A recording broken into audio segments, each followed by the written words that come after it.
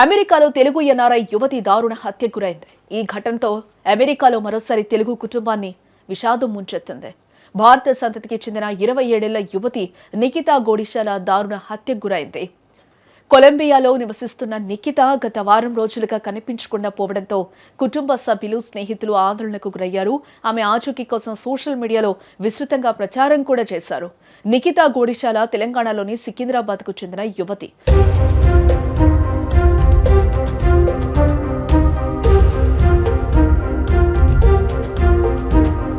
కొన్నేళ్ల క్రితం ఉన్నత చదువుల కోసం అమెరికా వెళ్లింది.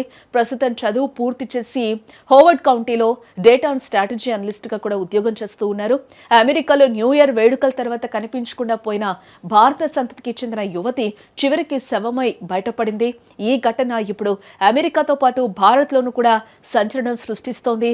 మేరీలాండ్ రాష్ట్రంలోని కొలంబియా నగరంలో నివసిస్తున్న 27 ఏళ్ల నిఖితా గోడిశాల డిసెంబర్ 31వ తేదీ రాత్రి నుంచి కూడా అదృశ్యమైంది. కాగా నిఖిత మృతదేహం ఆమె మాజీ ప్రియుడు అర్జున్ శర్మ అపార్ట్మెంట్లో లభ్యం అవ్వటం ఇప్పుడు సంచలనం సృష్టించిందని చెప్పుకోవచ్చు.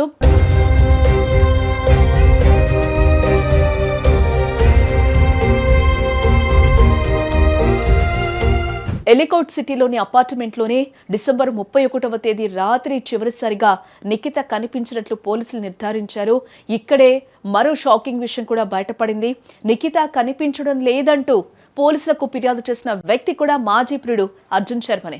ఫిర్యాదు చేసిన రెండో రోజే అంటే జనవరి 2న అర్జున్ అమెరికా వదిలి భారత్కి పారిపోయినట్లు కూడా పోలీసులు గుర్తించడం జరిగింది.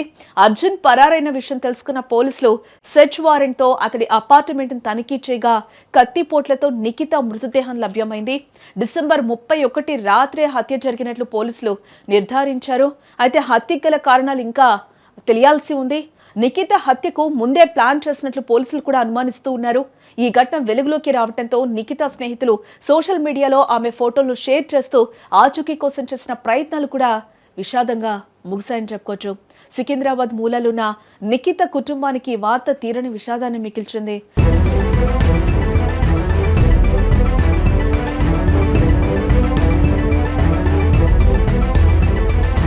అమెరికాలో తెలుగు యువతుల భద్రతపై మరోసారి ప్రశ్నలు లేవనెత్తిన ఘటనగా ఇది నిలిచిందని చెప్పుకోవచ్చు.